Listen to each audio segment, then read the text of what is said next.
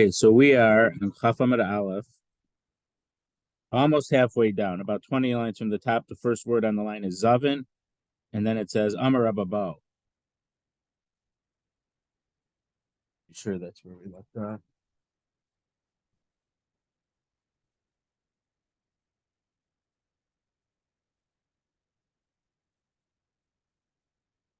It's a 28-2 at the very top, 28-2. Okay, at the very beginning. One.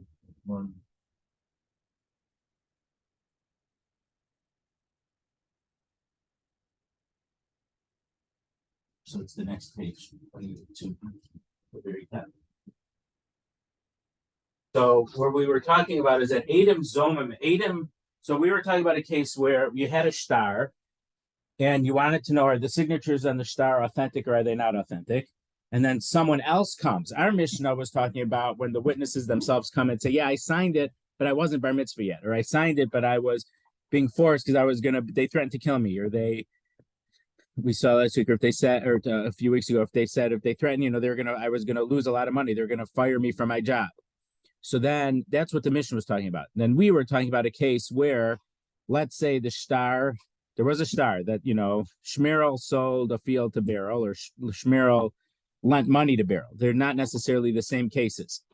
Because we saw at the end of last time is that, though maybe we didn't say it explicitly, is that fields, real estate has chazakas.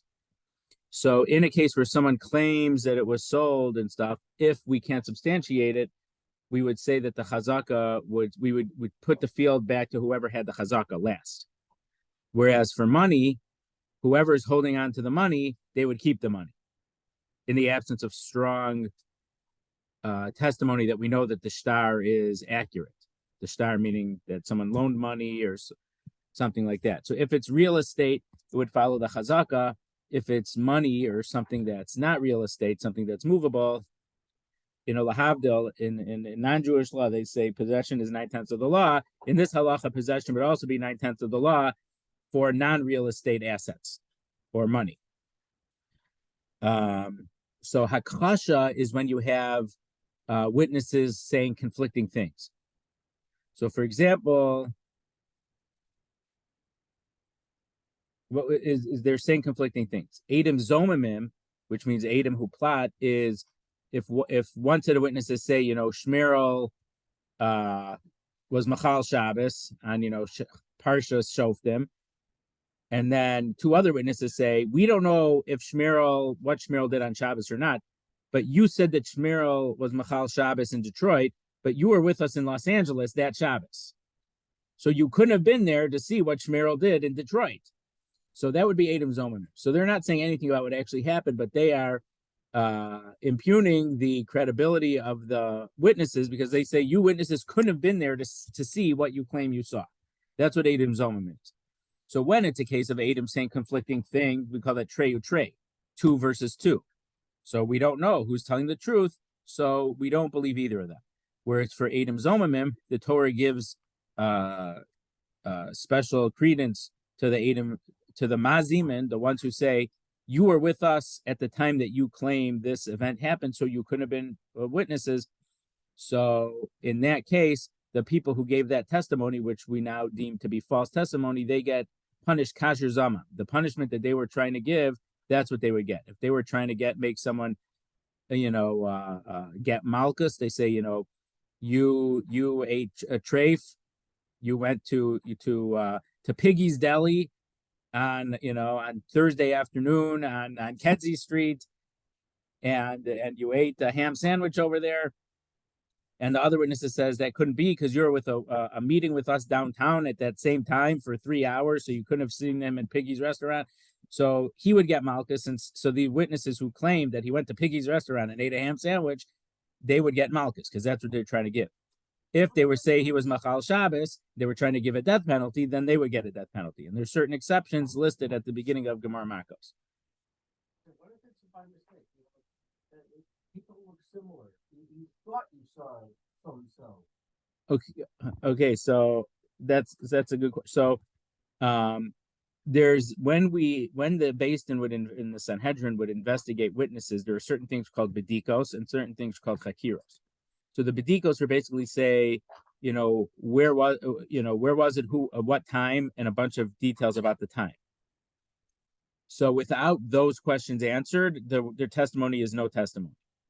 And if there'd be any conflict between the two, well, not any, the Gemara in Rosh Hashanah talks about, or in a few places, certain cases, because they didn't have clocks then. If one said it was about 9 in the morning and one said 10 in the morning, that's not a conflict because they read the angle of the sun a little bit differently. That's not and if sometimes if one said it was on the 3rd of the month and one said it was on the 4th of the month, we could believe it also because we could say that one heard that one assumed that Rosh Chodesh was on the 30th day, and the other one knew that Beis Din had announced that no witnesses came, and Rosh Chodesh wasn't until the 30th day of the previous month.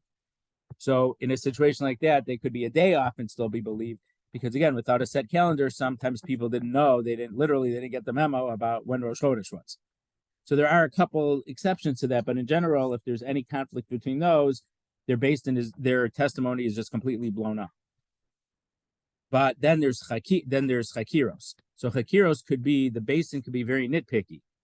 And you say, what color shirt was he wearing? And in cases like that, so if they say opposite things, he was wearing a red shirt, he was wearing a blue shirt, okay, we can't believe you anymore. Bye. Thanks for coming, but can't do anything. But if they say, I don't know, or I don't remember, that's not a bad thing. You could have, if they say, I don't remember. Look at other guys and know what color shirt they were. That's true.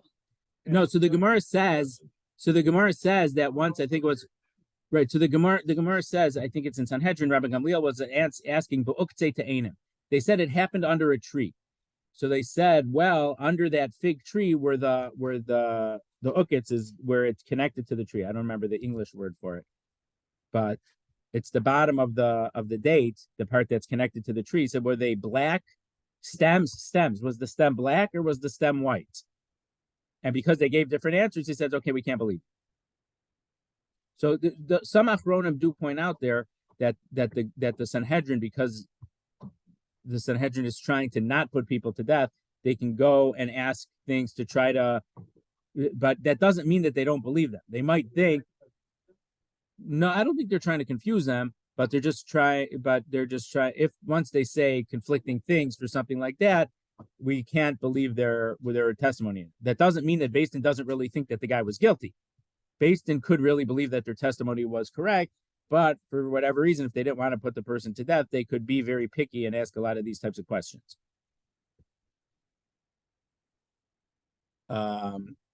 So, like you're saying, was it really this? So the Beis Din could, as a chakira, say, how close were you to the person? Does it have someone who looks familiar? People mistake me and Ellie for each other sometimes. And by the way, yeah, people are much stricter about recognizing what they're eating than about the clothes. About clothes. Right. He went to Piggy's for the ham sandwich because he wanted the best.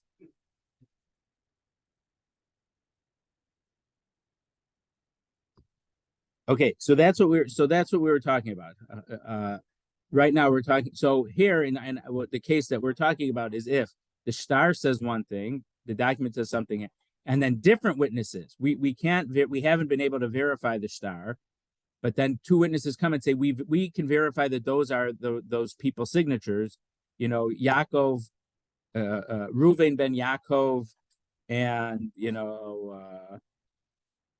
Akiva ben Yosef, who are not related. We know that these are their signatures, but we know that they were 11 at the time. They weren't bar mitzvah yet. Or we know that they were being if they didn't sign, they were going to lose their job.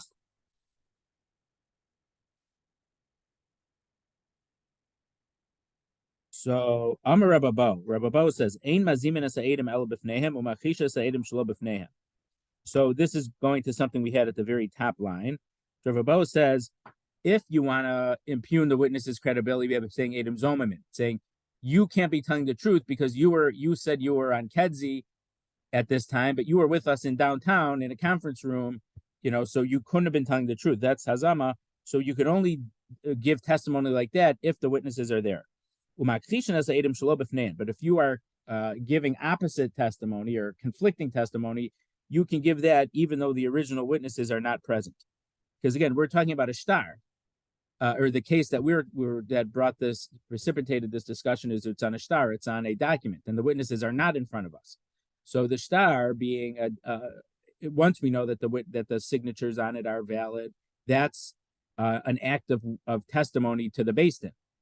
So then if other witnesses are saying something else, so that's conflicting testimony. They're not saying that those witnesses. Now, what would be this? I don't. Someone must discuss it somewhere. But what if someone brought a star and said, "I give, my old car to Usher, and this is a star matana that I'm giving this." And it's signed on a certain day. And what if witnesses would come and say, that star can't be right because those witnesses who signed it, we recognize their signature to them, and they were with us in Miami. And so how could they have signed this star in Chicago? Because I don't think we would have hazama on a star, but also from this halacha, you could only do hazama if they're there. And if this is on a star and the witnesses aren't around, hazama wouldn't work. But if the witnesses, we would find them, could you have hazama on a star? I don't know. It's probably something maybe Chinuch would talk about it. I don't know. Interesting thing that I should look up. But you can say a testimony that's in conflict with other testimony, not in front of them.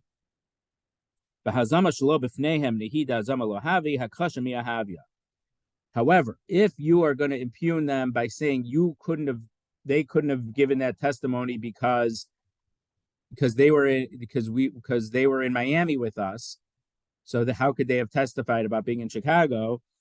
If they would give testimony about that when the original witnesses are not there, that's considered a conflict. So we wouldn't give them the punishment that they wanted. They wouldn't get the status of Edom Zomimim. However, it would be considered conflicting testimony, and we wouldn't believe either of them. Meaning, when I say we don't believe either of them, Beis Din says, I have two different things, and maybe you're telling the truth, maybe you're telling the truth, so I'm going to ignore both of your claims. And whoever has the money, they're going to keep the money. That's the way it would work.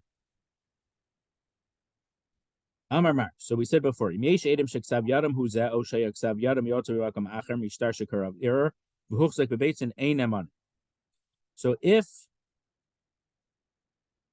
this is a case where witnesses are saying we recognize their signatures, but they lied because they were going to lose their job, so they had to sign it.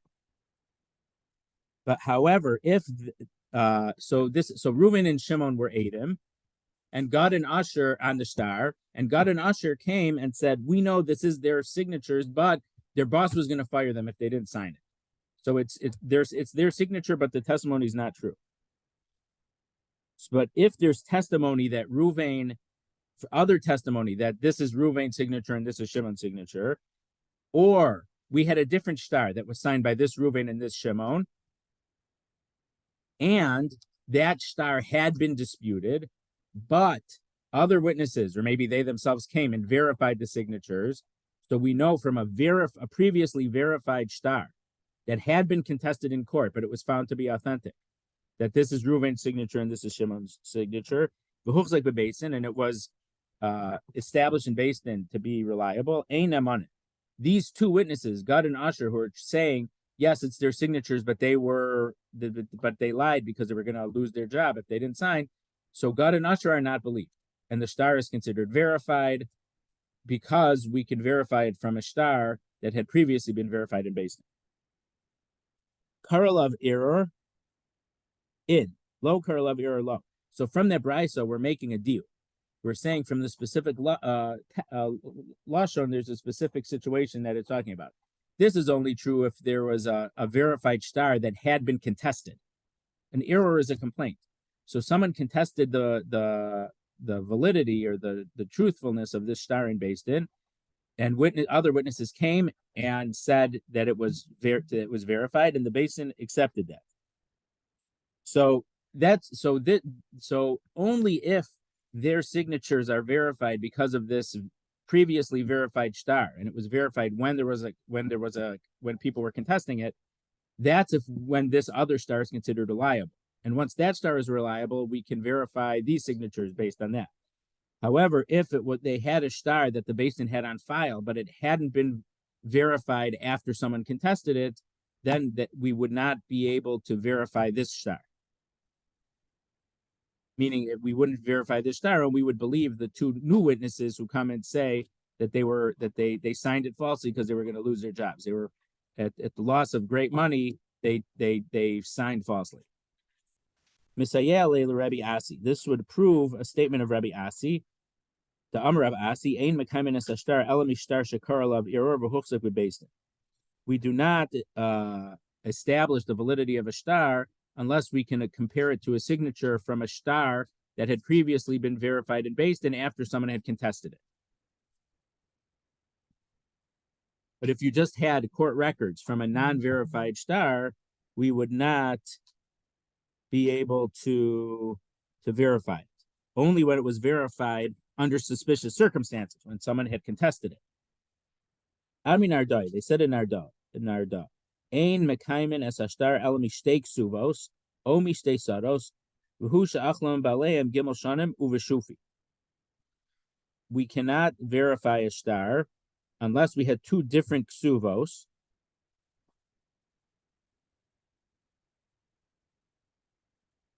meaning signed by the same two witnesses, o mishtei saros, or from two fields, meaning they had testified about a certain sale. They witnessed that there was a star that, Chaim sold a star to Ruvain, a field to Ruvain, and someone else sold a field to whatever, and they were signed on two different fields. And we know that the new owners, who are listed as the buyers in these staros, have a chazaka of using those fields for 3 years already, uveshufi, and there's been no complaint about it. Meaning, just because anyone has a star doesn't necessarily mean that it's reliable. But if we were signed on two real estate transactions, and as far as we can tell, they were valid because the new owner, who was named in that document, has had a chazaka for 3 years on the field, or from two Kesuvos, then that's considered a reliable field. That's a reliable witness. So Nahardai doesn't seem to require that it needed to be a verified star based on that it had been contested, but it was found to be true. But we have to have the fact that, but when we have these two witnesses signed on multiple staros that we haven't had any complaints, then that's considered a reliable verification that these witnesses really signed it and the witnesses signed to it truthfully. Amrav Simi Barashi, Yad Acher. But that's only if these two different staros were in the hands of two different people. Or they didn't come from this guy's who's bringing the star right now. So let's say right now, if Binyamin is bringing this star that was signed by Reuven and Shimon, but he also had these two, other field staros, the real estate transactions that Reuven and Shimon signed, then he's not believed. We'll say why in a moment. But if Levi has both staros, or Levi has one and Yehuda has another, but now it's Binyamin who's bringing this star now, we can also believe that the signatures are valid. Avom Yad Atzmo lo. But if Binyamin, who has this star signed by Reuven and Shimon, and he also has these two other real estate staros signed by Reuven and Shimon, we don't believe Binyamin to compare these staros. Maishna tachas yad atzmo delo. How come we don't trust it if he had his own, if he was the one holding these staros? The answer is Dilma Zaifim Mizuyev. Maybe he forged the signatures. Since he has their signatures on two other documents, he's forged it on this document. So then the Gemara says, nami dilma azal b'chaza asa v'zayif. So maybe he's looked at that star and forged it off of someone else's star. So the Gemara says, kuli hai lo matzi mecha'ave. No, he's only able to forge it if he has it in front of him to copy off of.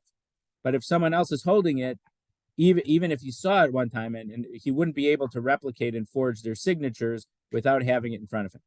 So it's only a problem if he has those stars, because then we're worried that he forged them.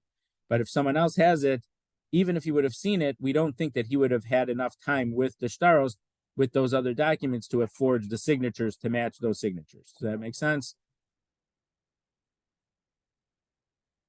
We learned in the Brisa. So this is an interesting case. A person could write down what he saw about a certain situation and then give testimony about it based on these notes. He's not going to read off his notes, and we know there's a halacha. You're not allowed to testify in writing before Beis Din. The only testifying in Beis Din that we have is a shtar. But if someone's not able to appear before Beis Din, they cannot write a letter to Beis Din, have a notarized thing. It doesn't work in Beis Din because there's a halacha from their mouths and not from the mouth of their writing. The dayanim have to hear it from the witness. But the person could write notes for himself and then look at his notes and then orally testify to the Beis Din about these events that happened even several years before. Amar Rav Huna v'husha zocher me'atzma. But Rav Huna says he has to have remembered, the detail, at least some of the details, without having to look at his notes. But we're going to see a few opinions about that right now. So Rashi says even without looking at his notes, he remembers part of the testimony without the notes. But he didn't remember every detail, so he looked at his notes and it refreshed his memory.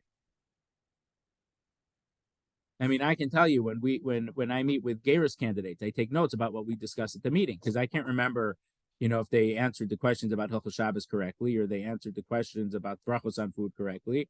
But I write in my notes, what we asked, and then I have a summary sheet. How are they? What's their proficiency in reading Hebrew? What's their proficiency in brachos? What's their proficiency in kashrus? So that's not testimony for Beis Din, but that's as part of the Beis Din keeping records to make sure we investigated stuff.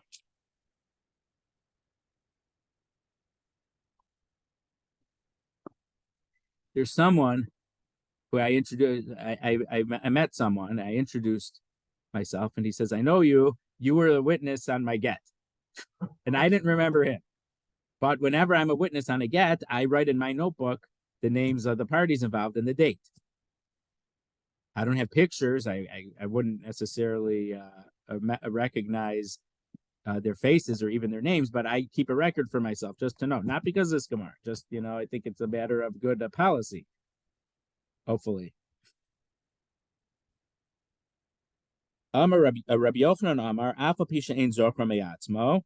Rabbi Yochanan says even if you don't remember it yourself, but like I have no recollection that this happened 4 years ago, but because I wrote this down somewhere and now I came across it, or I wrote it in a good way and kept it in my file cabinet and never looked at it, and now I saw it. So Rabbi Yochanan says he is allowed to testify even though he has no independent memory of it without having seen these notes. Amar Rabba, or some changes gears to the Rava. Where is it?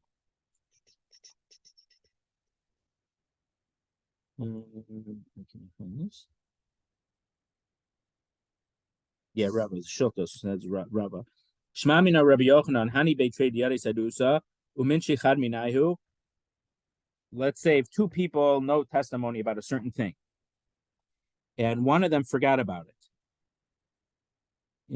This word isn't menshi. It's not from the word menshi.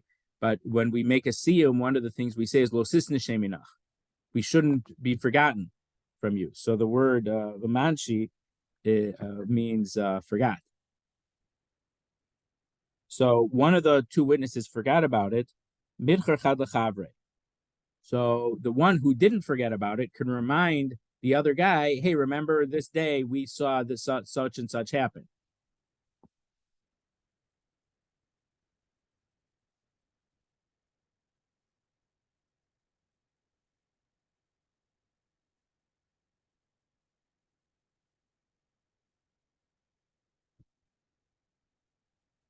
So we had a question. Atzmo mai.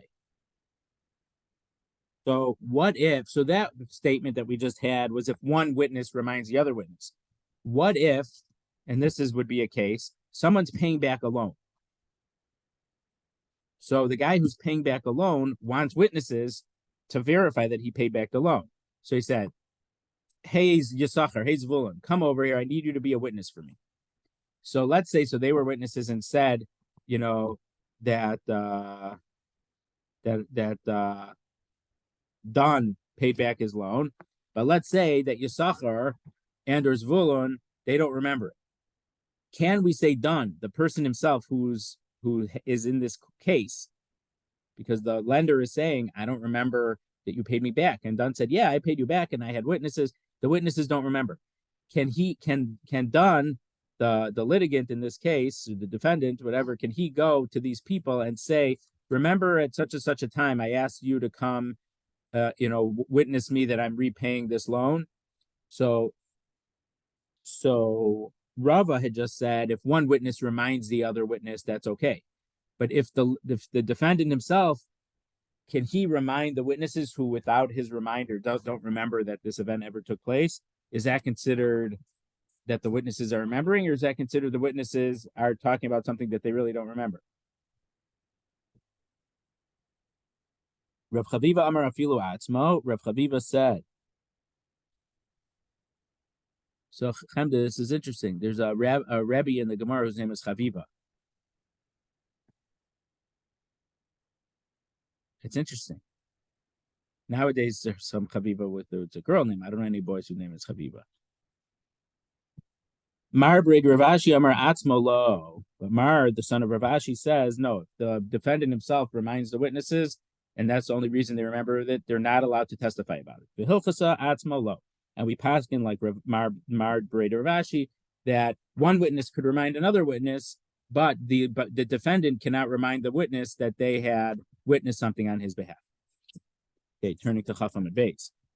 The Tzorva Merbanan Hu Afilu Atzmo. But if the defendant is a Torah student, one of the oh no, so I think the Rambam says. Let me check out the Rambam here.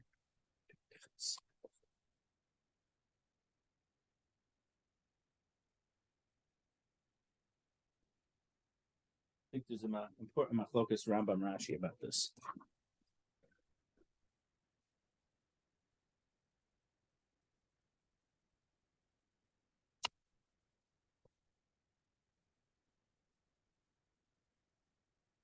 So the Rambam says that this Gemara means if the defendant was a Torah student or a Torah scholar, and he reminded the witness, then we believe him, because the Torah scholar would not have, or the Torah student wouldn't have lied and been fraudulent with the witnesses. Rashi, though, doesn't explain it. That to me, when I learned the Gemara, that's the way I thought. But Rashi doesn't explain it that way. Rashi says if the witness is a Torah student, then if the defendant reminds him, then he's allowed to testify. So Rashi says because to the Torah student, the Torah Rabbanan, unless he really eventually remembered it, he would not be willing to testify based on something that he doesn't remember himself. That's how Rashi explains it. And let's look at this story over here that the Gemara mentions. Kihad Rav Ashi have Yadile besadusa Rav Kahana. Rav Ashi knew some testimony for Rav Kahana, meaning he was a witness to something Rav Kahana did, or a star, well, probably not a star, but he was a witness for something. Amar le midacher mar hai sadusa. So Rav Kahana says, do you remember this testimony for me? Amar le lo. Rav Ashi says, I don't. V'lav hachi v'hachi hava. So Rav Kahana says, don't you remember this is such and such is what happened? Amar le lo yadana. He said, no, I don't know anything about it. L'sof idka Rav Ashi. But later Rav Ashi did remember it happening, and Isid lay, and he gave testimony on behalf of Rav Kahana. Chazi Rav Kahana d'havi machzon. And then they saw that Rav Kahana was like he was like speechless. He was like standing there with his mouth, agape, that he couldn't believe that Rav Ashi was testifying in his behalf after Rav Ashi had previously said, I don't remember I don't remember this happening. Amar le misaber alach kasam chinan. So Rav Ashi said, why? I mean, Rav Ashi said to him, why are you so surprised? You think I'm testifying just because you told me it happened? Ana hudramaya nafshi ve'ikri. I realized after you told me this, I eventually remembered it with my own recollections from it, and therefore I testified. So according to Rashi, this proof is coming to tell us that the witness was a Torah student or a Torah scholar. According to the Rambam, I guess he's saying the fact that Rav Kahana was trying to get involved shows that, meaning, according to Rashi, the very top line here didn't make as much sense, but the story that follows it makes more sense if the lesson of the story is that Rav Ashi testified. He was the witness. According to the Rambam, the top line fits better with the context of the previous lines of the Gemara, but then this story doesn't make so much sense if we're learning the lesson from the story from Rav Ashi because he was the witness. The Rambam is saying that the chap here is who is the defendant who is asking someone to testify in his behalf. So then the story is I guess the Rambam would have to say that the fact that Rav Kahana was trying to remind him of it shows that the defendant is allowed to try to remind the witness, but he didn't tamper. It shows that Rav Kahana, when Rav Ashi said no, Rav Kahana prompted him a little more, and he said no. Rav Kahana forgot. He didn't think that he was going to testify, but then Rav Kahana was really shocked when Rav Ashi did testify.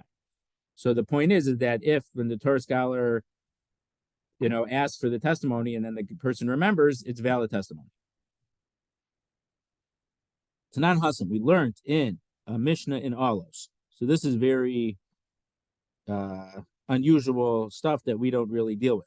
Hatlulios hakrovos bein le'ero vein l'derech echad chadashos echad yishanos tameos. So there's some type of mounds or little types of hills. If they're close, whether it's close to the city or whether it's close to the road, whether it's new, whether it's old, they are impure. So we're not talking about a case where you're on a links course, a golf course in England, where there's all these, the ground isn't flat, there's all these mounds. It seems, maybe I'm wrong, but the way that I understand this is that, or lahavdil, in Eretz Yisrael, when they bury someone, they make a thing above the ground. It's not flat. At most cemeteries in Chicago, the ground is flat where you bury someone. But there is a section in Waldheim where my father's former chavrusa, Sidney Pick's parents are buried, and Sam Lipchitz's parents are buried right next to them. There, they have these little elevated mounds on over where the person was buried. So halachically, those mounds are a good thing because they show that someone's buried there, and it's a sign that Kohanim know not to go near there.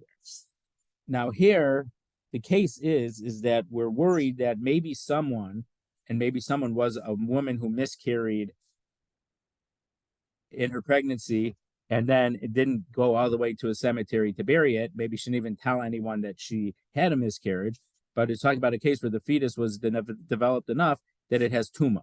And we're worried that maybe it got buried there. Now, the part that I'm confused about this is that we're talking about here, we're not sure if there's tumah.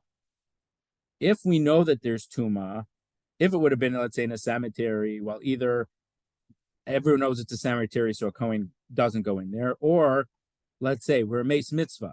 If there's a mace mitzvah, you bury them wherever they are. So it makes sense that you would put some type of elevated thing on there. So obviously you have to put a stone or whatever so the Kohanim know to stay away, but here you won't go over it anyway. Here we're talking about a case where we're not sure if anyone's buried there. So they certainly didn't build a mound on top of it after they buried it. But it seems to be a case where these mounds didn't originally exist. And we think that maybe there's a mound there because someone's buried there. So I'm not exactly sure how the mound got there. Because from reading this Gemara, it's going to seem that the mound wasn't there, and now there's a mound. Should we be concerned that there's a mound there because someone is buried there, or a fetus is buried there that would become tameh? So Cohen couldn't walk over there. If someone walked over there, then they would be tamei and they couldn't bring a korban pesach, or a korban until they became pure. So that's the general case. The details I'm not completely certain about, but that's the general case. So hatlulios, hakrovos, bein le'ir, bein l'derech, echad chadashos, echad shos, because these these mounds weren't always there. Because what's a new mound and what's an old mound? So, there's places that we can drive by. We remember when a different building was here or when a different house was there. So here, the geography was, I remember when this was flat and now there's a mound. Or I remember that there was always a mound here. So if they're close, whether close to the city or whether it's close to the road, they are tamei. We're suspected that someone's buried there. Or chokos, if it's far, we're going to define what close and far means. Chadashos, tahoros, ishanos, tmeos. The newer ones are tahor. We don't think anyone's buried there, but old ones are impure. Ezohi krova, what's considered close? Chamishim amos, within 50 amos. So either within 50 amos of the city or within 50 amos of the road. The ezohi yeshana, and how old is old? Shishim shana, 60 years. Diva Rabbi Meir. These are the words of Rabbi Meir. So Rashi says, the reason that if it's far, it's tahor is because the woman wouldn't have walked that far to bury this fetus, and whether she was embarrassed that she miscarried or whatever, she went alone, and so she didn't have anyone to help her. So she wasn't going to travel very far. So if it's it's tahor, because if it's recent, we would have known if someone got buried there. But if it's old, we have to assume it's tamei. It seems that Rashi said, well, the Mishnah seems to be saying, because it's so old, no one remembers what happened over there.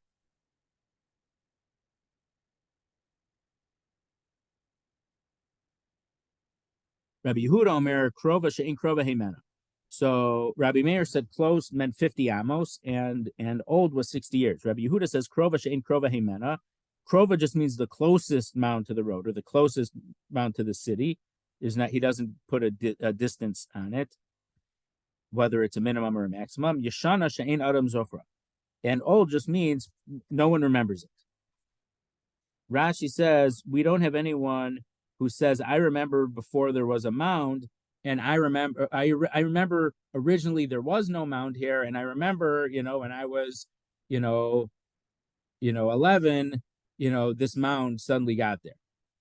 So they remember a time before the mound was there.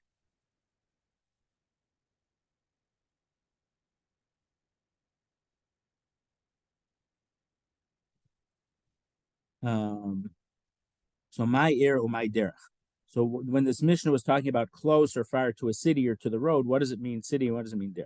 Ilema er mamish derech mamish.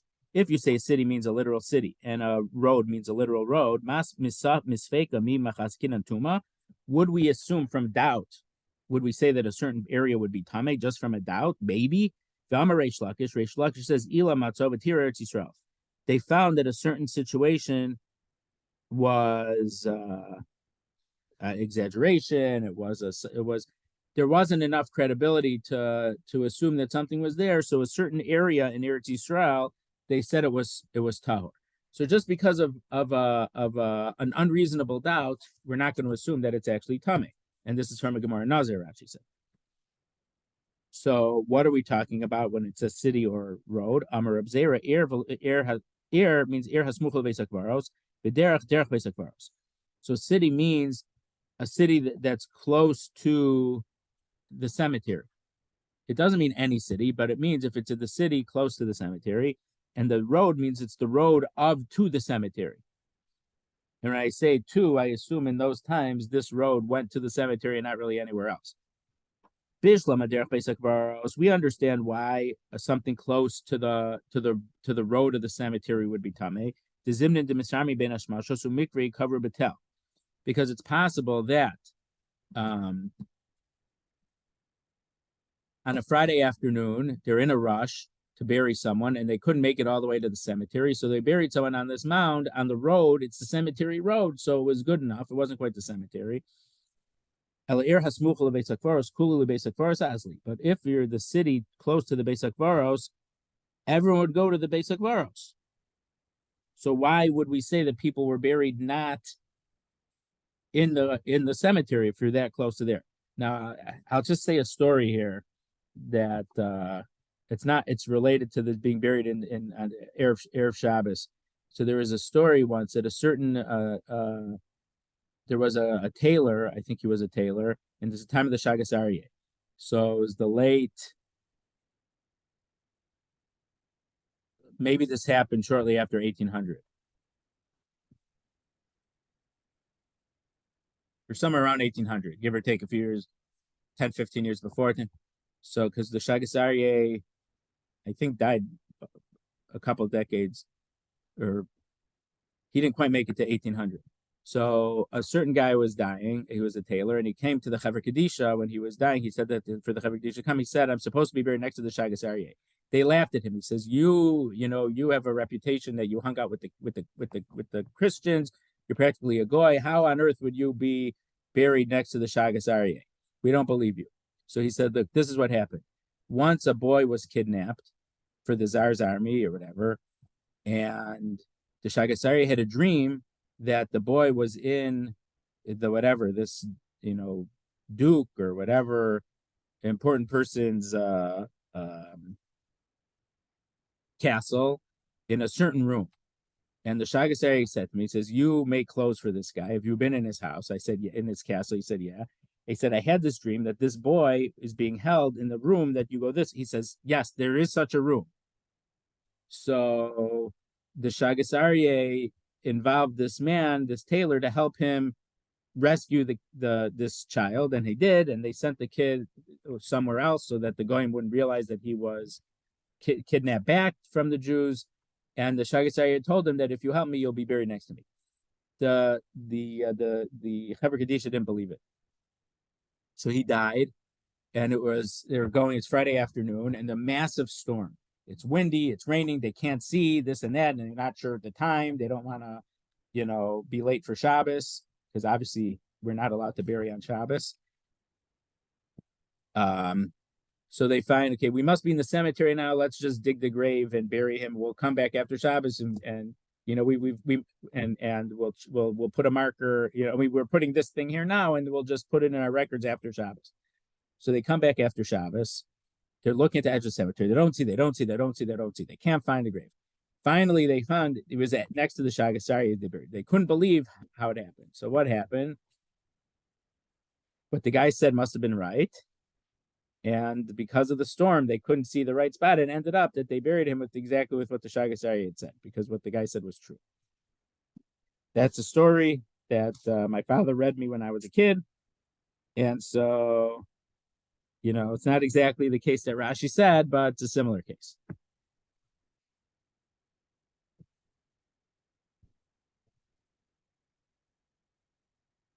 So the Gemara, we're left off the case. Kula Beis HaKaros Asli. If you're at the city that's close to the cemetery, why would you bury someone outside, in between the city and the cemetery? Just make it all the way to the cemetery. So Rab Chanina mitoch shanashim kover sham nifleihem umukishchin roseim ad chamishim ama asli. Because women who have a miscarry would bury them outside the city before they actually get to the cemetery. And mukashchin, so one translation of mukashchin is lepers, excuse me, not leopards, lepers whose limbs disintegrate, so they bury their limbs. So there's what to talk about here, but we only have a few more minutes. But the question is, when someone has an amputated limb, we usually bury it, but what exactly is the requirement to bury it or not?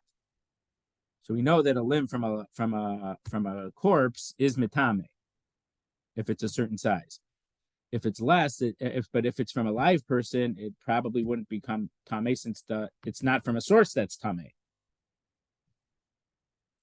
So that is a halachic discussion based on this from the Gemara that we can have, but we don't have time to talk about it right now. But I want it to be known that that's a thing.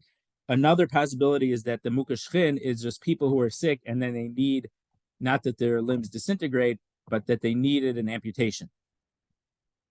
So when they needed their limbs amputated, they don't make it all the way to the cemetery to bury their limbs.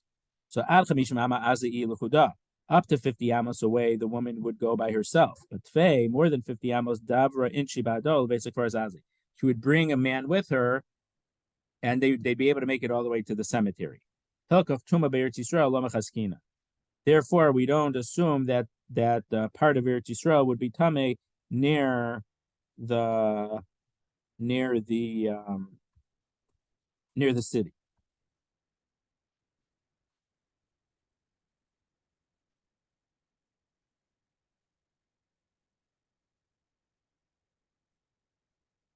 So, what did this Gemara have to do with the previous Gemara? I guess, because we were talking about people don't remember the mountain being there. The machlokas between Rabbi Meir and Rabbi Yehuda about remembering something from before. Not that there's a conflict here, but I guess that's why this Gemara is here. Okay, Mishnah. Zelmar ksav yadi v'zek ksav yadi shel chavera yado shel chaveri v'zelmar zek ksav yadi v'zek ksav yado shel chavera ha'elu ne'aman. If one says this is my signature and this is my co-witness's signature, and the other witness says, so Reuven says this is my signature and that is Shimon's signature. I remember we signed together. That's his handwriting. And Shimon says this is my signature and that one is Reuven's signature. I remember that.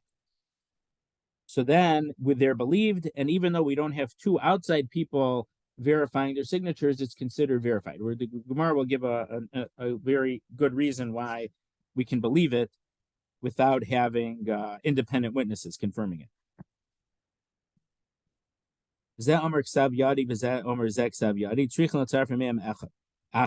If one person says, Reuven says, this is my signature, but I don't know if that's Shimon's signature or not, I just don't remember. And Shimon says, this is my signature, but I don't remember what Reuven's signature looks like, so I can't verify his. You can use them as one witness, and then you need someone else to verify either both of their signatures, or you need one witness to verify Reuven and one witness to verify Shimon. So the aide himself plus one other person can verify that signature. Divrei Rabbi. These are the words of Rabbi.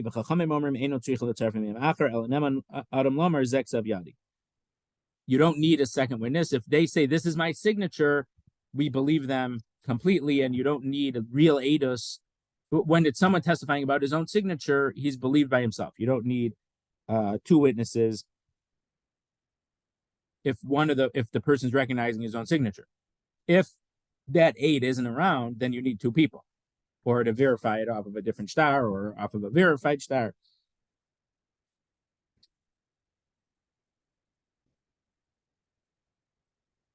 Okay, Gemara. Kishatimsi lamelo divrei Rabbi, as we turn the page to Chaf Aleph Amud Aleph, Al Ksav Yadan Hin Me'idin.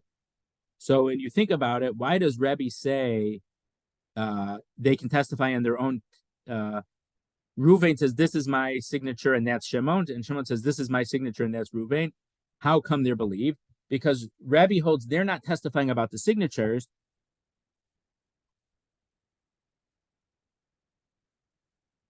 Excuse me, they are testifying about the signatures. Therefore, you need two witnesses. But l'divrei chachamim, according to the chachamim, who say once you're testifying about your own signature, you don't need a second aid. Al manish b'shtar he'me'idim.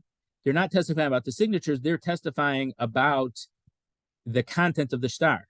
They're saying this real estate transaction took place, or this loan was made, or this payment was made. So even though we don't have two witnesses about each signature, but we have two witnesses about the content of the star.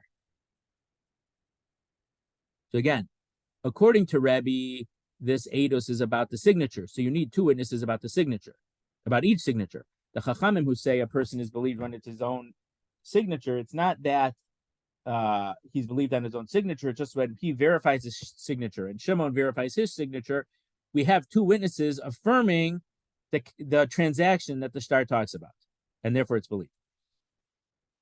Pshita. So obviously this is what they're arguing about. What else could they possibly be arguing about? So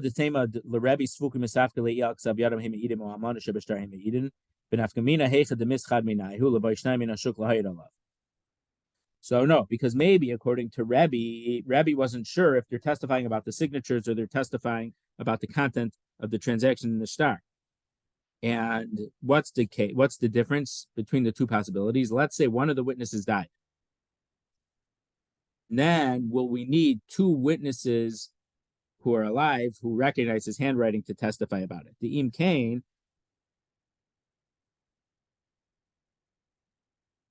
Kanafik Nachi Riva de Mamona Apuma de Chatzados.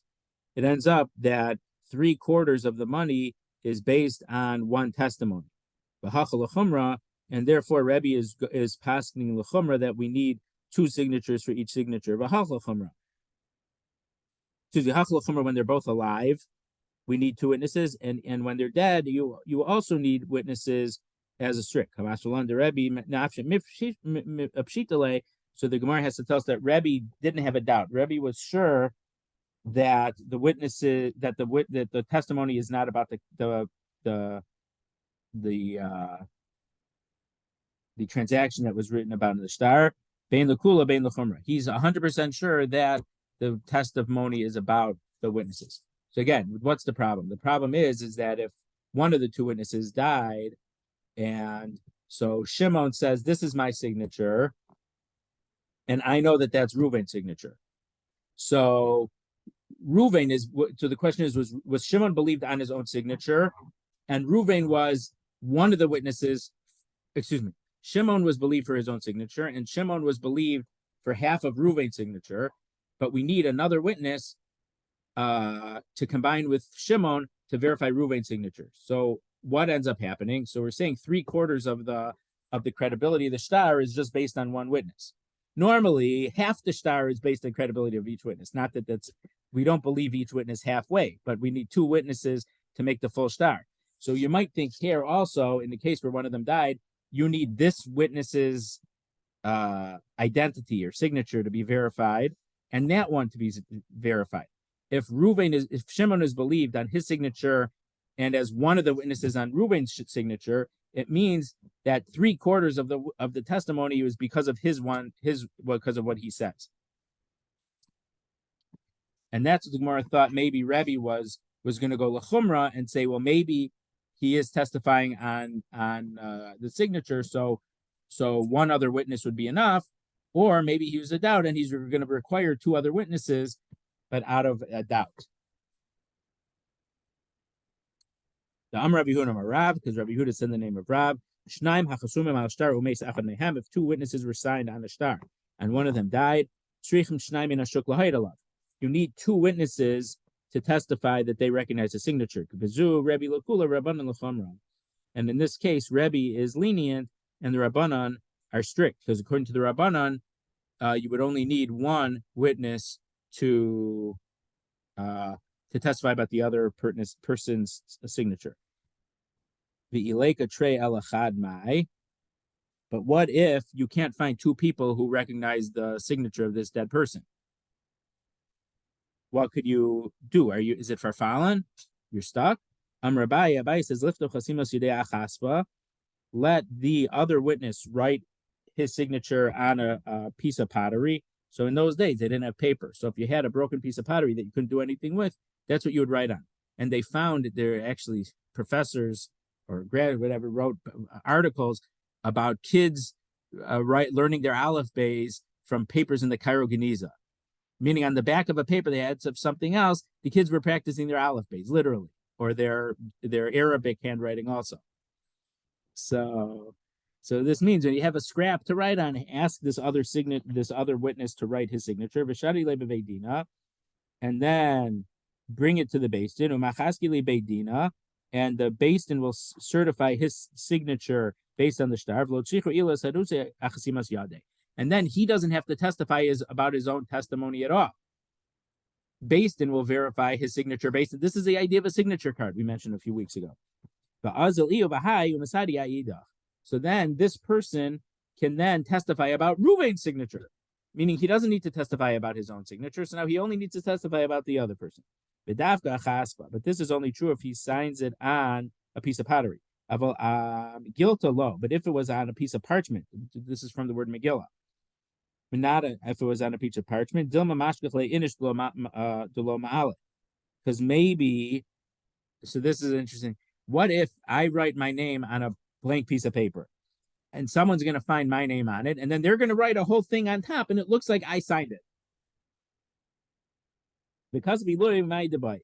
And he's going to write on top of it whatever he wants. And we learned in the Mishnah, so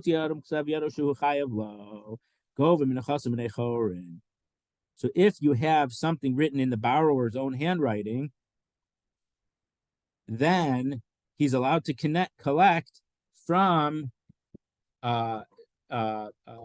property that has no other liens against it. So you're not going to write a star on a small piece of pottery, or there's no room to write a star, but on a piece of paper, no, because of a different ruling. Not that we wouldn't believe him if it was on a star, but there's a potential for someone else to commit fraud if someone would write his name on a blank piece of paper. So we'll leave it here. So the question